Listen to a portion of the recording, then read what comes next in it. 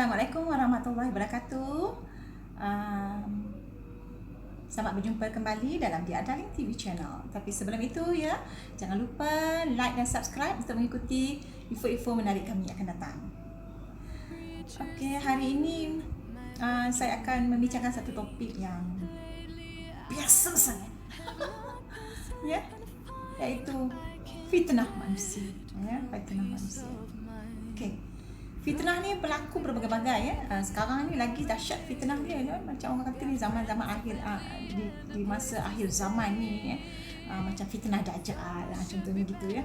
Jadi yalah, kalau kita lihat ya, orang membuat kebaikan pun difitnah. Ramai yang membuat kebaikan pun difitnah. Apalagi jika orang tu cuba orang tu memang kita tak tahu apa tujuan orang membuat fitnah kepada orang yang membuat kebaikan. Jadi kita tahulah, yang kita tahu adalah itu adalah semua hasutan syaitan ya. Dan kita tahu itu adalah satu ujian kepada orang yang difitnah dan orang yang memfitnah. Ya.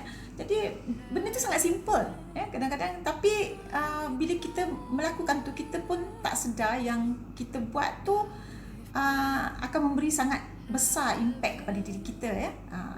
You fahamlah kan, kalau fitnah orang tu dosa dia apa. Ya. Susah ya. Nak masuk syurga pun payah tu. Ya, memang payah masuk syurga kalau fitnah orang, sebab orang tu punya nama akan tercela. Orang tu akan maruah diri dia akan tercemar. Ya. Kita lihatlah pada isu yang terbaru seperti isu Ustaz Abid Liu ya. Dia membuat kebaikan pun difitnah. Orang tak suka. Bukan seorang ya, ramai yang tak suka. Tapi dia membuat kebaikan. Jadi orang kata membuat benda baik pun akan difitnah. Ada orang dia menolong orang ya, contohnya dengan memberi nasihat sana, beri nasihat sini. At the end dia pun difitnahkan oleh orang-orang yang rasa macam cemburu ke, macam sakit hati ya. Mungkin ada hajat-hajat mereka tak tercapai ya. Jadi mereka sangat sakit hati dan buat fitnah supaya orang yang supaya ada orang membenci dia. Supaya ada mereka membenci orang yang dirasa tidak dapat memberi kepuasan kepada dia. Kadang-kadang nak cara fitnah akhir zaman ni senang aja ya. Macam sekarang ni orang buat filem tukar muka orang lain. Buat movie kan, tukar muka lain badan orang lain. Fitnah, jadi satu fitnah. Lepas tu orang viral kan satu posting, orang boleh potong yang benda sepatutnya penjelasan yang benar tu di atas dia tak bagi, dia bagi jadi kata-kata yang betul tu tak dipamerkan. Jadi orang nampak yang bawah tu mungkin rentetan, hanya sambungan daripada yang di atas, tapi yang di bawah tu nampak seperti seolah-olah orang tu kena. Sebenarnya telah dijelaskan daripada ayat yang di atas. Jadi senang, mudah sangat orang nak membuat fitnah pada akhir zaman ini ya. Jadi dia jadi pergaduhan. Baik kalau begitu kita tengok ada orang yang berdomba-domba macam ni, buat fitnah begini, bawa ke sini, tuduh orang begini, tuduh orang begitu, kita pun lari. Jangan tunggu. Sebab kita tak mahu fitnah tu akan kena kepada kita dan kita pula nanti jadi terbabit sama dalam pergaduhan, ataupun kita akan terbabit sama maki-memaki dia ke, ataupun kita nanti bawa mulut ke sana ke sini, sakit hati kan, kita akan cakap sana sini. Lebih baik kita berdiam atau kita lari, cabut lari, dan tak payahlah ada kawan yang begitu. Ya, jadi kita tak ada kawan pun begitu pun tak apa, sebab fitnah ni boleh buat manusia tu ya jadi psycho tau. Psycho. Bila dia difitnah, dia psycho tau. Dia boleh menangis, dia boleh rasa frust, dia boleh rasa menderita, macam-macam. Jadi kita sebagai manusia ni jangan dengar cakap orang, jangan dengar cakap benda-benda yang kita baca sekali tu, kita kena buat banyak kajian. Macam saya akan kalau kata saya nak dengar, saya akan dengar. Jadi saya kaunselor kan. Okey, saya dengar satu pihak ya. Tetapi saya kena tunggu dan dengar juga satu pihak lagi. Penjelasan dia. Mungkin ada satu penjelasan yang betul ya. Yang kebenaran tu. Jadi jika kita dengar satu pihak dan kita anggap itu satu bukti, kita silap lah. Ya, kita patut dengar kedua-dua pihak, penjelasan apakah penjelasan-penjelasannya. Sebab kadang-kadang orang yang cuba fitnah ni, macam saya kata tadi, dia dah cut and paste. Dia bagi yang teruk-teruk ke, yang rentetan daripada cerita kemarin ke, dan mungkin ada cerita di sebaliknya, kita tak tahu kan. Jadi kita pun sangat takut dalam dunia fitnah ni. Ya, kita fitnah akhir zaman ni kita kena berhati-hati. Jangan ambil 100% dan simpan dalam diri anda.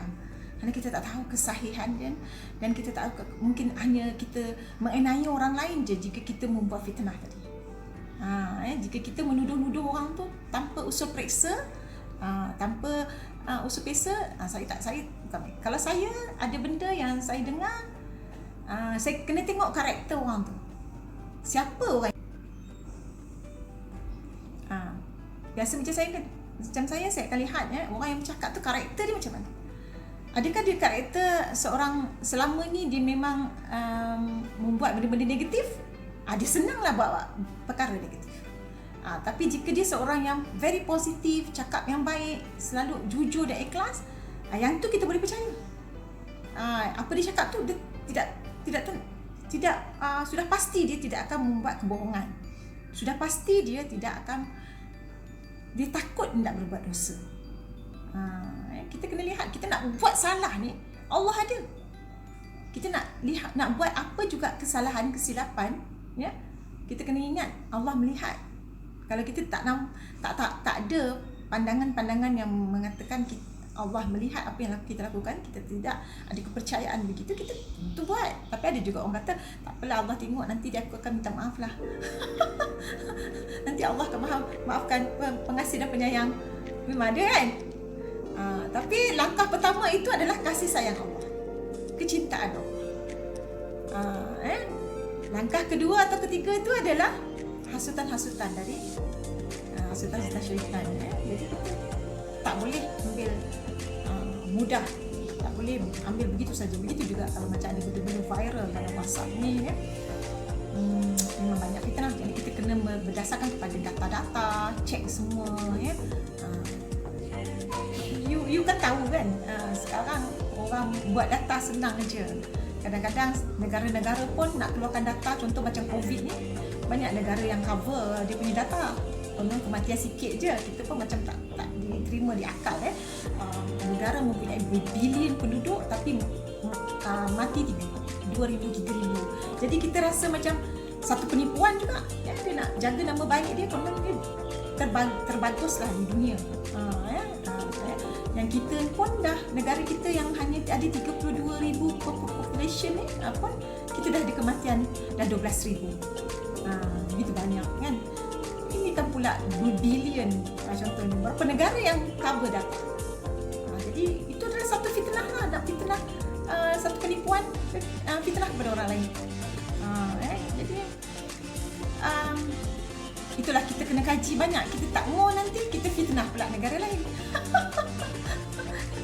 Kita kata kita tak nak fitnah, tapi kita fitnah negara lain. Mungkin 3,000 tu kan, tapi kita ada logik dia, kita tahu negara dia macam mana kan.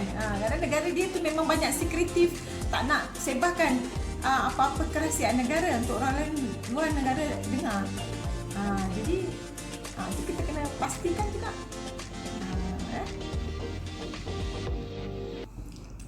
Rakyat dia sendiri pun dah di brainwash supaya memberi fakta-fakta palsu kepada orang luar.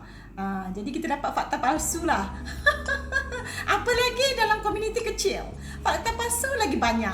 Jadi as a Muslim, katanya ada orang tu, mereka ni orang yang kuat agama, sembahyang tahajud, sembahyang sunat, sembahyang semua tak tinggal. Jadi kalau kita berbuat kebajikan dengan Allah tu, jadi kita jangan 100% menerima fitnah-fitnah manusia ni.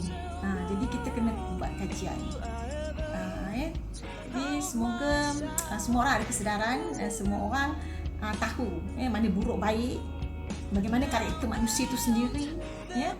Adakah orang tu kuat menipu, Siapa yang menipu sekarang? Adakah selama ni orang tu hidup dalam penipuan?